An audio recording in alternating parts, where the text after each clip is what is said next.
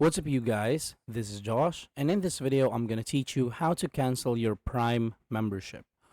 So basically, first you want to log into Amazon Prime or PrimeVideo.com.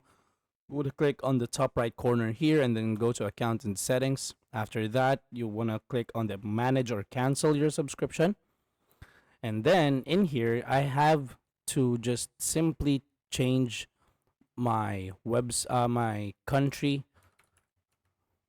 because this account is registered when I was still traveling to Germany. So let me just translate this for you.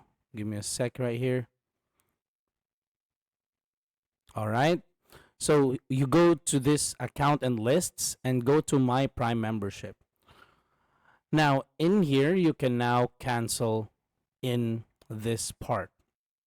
Let's just translate again.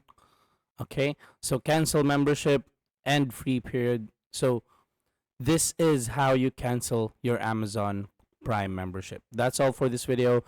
Thank you so much for watching. I hope this video helped you out. Please do not forget to like, subscribe, and hit the notification bell so that you are updated with our daily uploads. This is Josh. I'm going to see you on the next one. Peace.